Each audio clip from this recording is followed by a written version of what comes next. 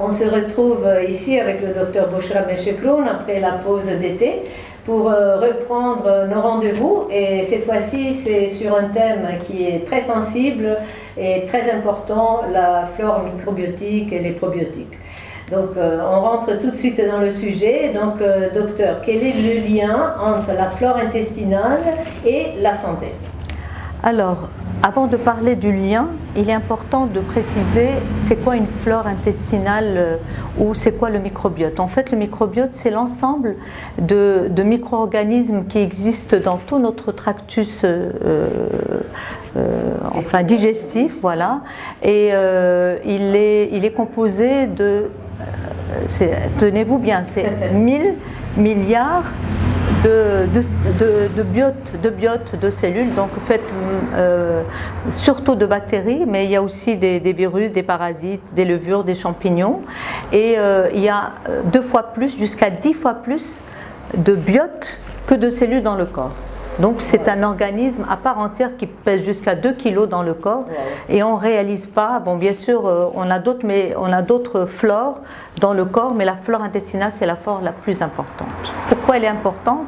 Parce qu'elle joue un rôle d'abord de barrière intestinale, deuxièmement d'assimilation et de digestion qui sont très importants pour le corps, et troisièmement la fabrication des vitamines et des neurotransmetteurs, c'est le lieu de la synthèse des neurotransmetteurs, notamment la sérotonine et la dopamine, donc c'est très important. On parle d'un deuxième cerveau. Mais c'est pour ça qu'on parle de deuxième cerveau, donc c'est là où ça se fabrique.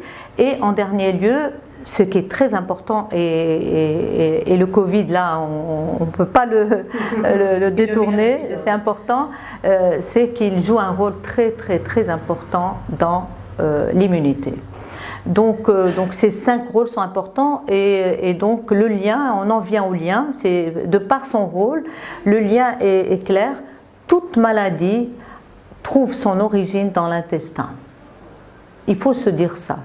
La maladie ne nous vient pas de l'extérieur, elle vient de l'intérieur, et précisément au niveau de l'intestin.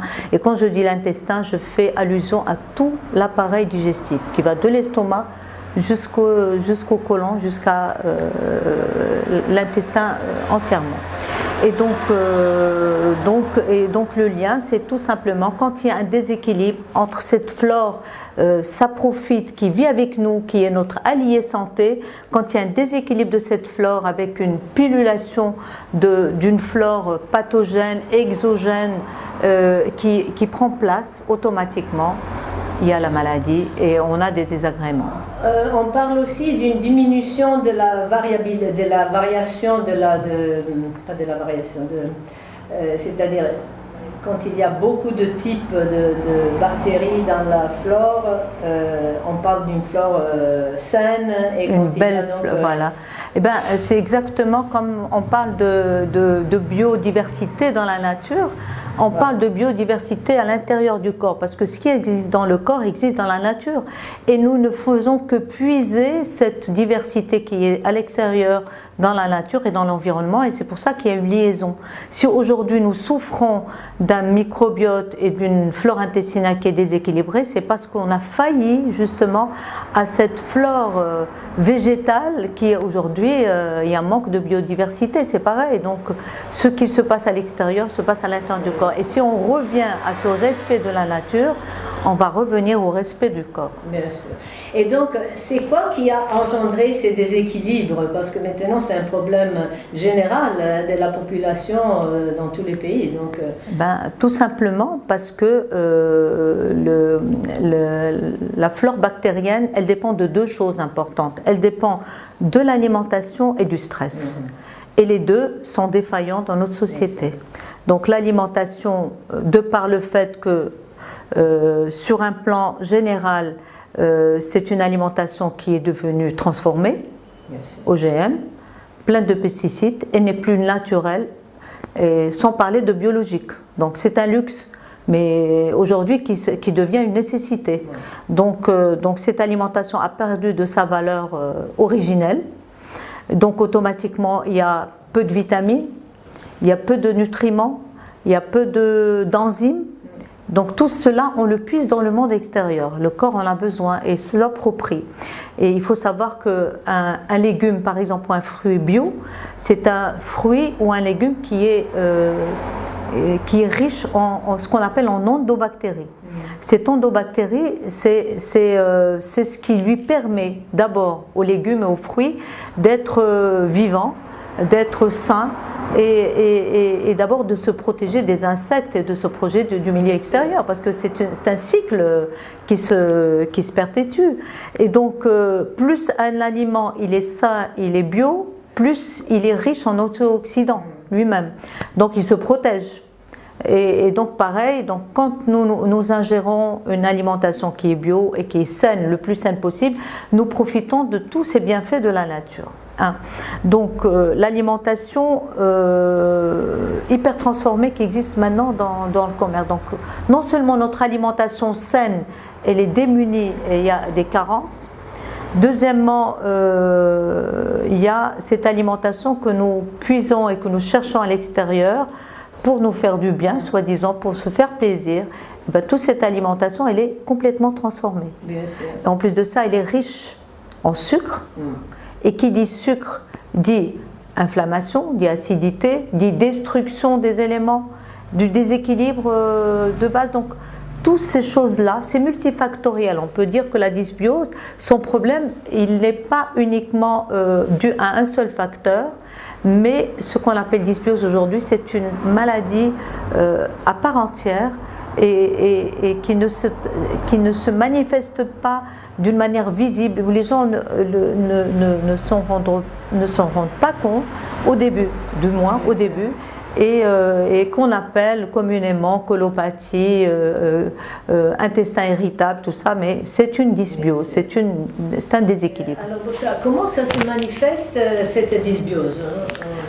Alors, cette altération de la flore intestinale qu'on appelle dysbiose intestinale se manifeste d'abord au niveau de l'intestin par des diarrhées, des constipations, des alternances de diarrhée, des constipations. On entend des gens qui te disent « moi je suis tout le temps constipée, je reste 3-4 jours ».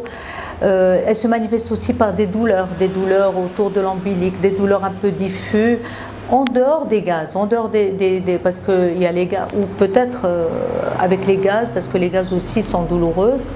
Et en dehors de l'intestin, elle se manifeste sur l'état général par une sorte de fatigue, une grande fatigue, et elle se manifeste aussi par cet état comme migraineuse, comme des céphalées qu'on a dans le corps. Très souvent, les personnes se plaignent de ça.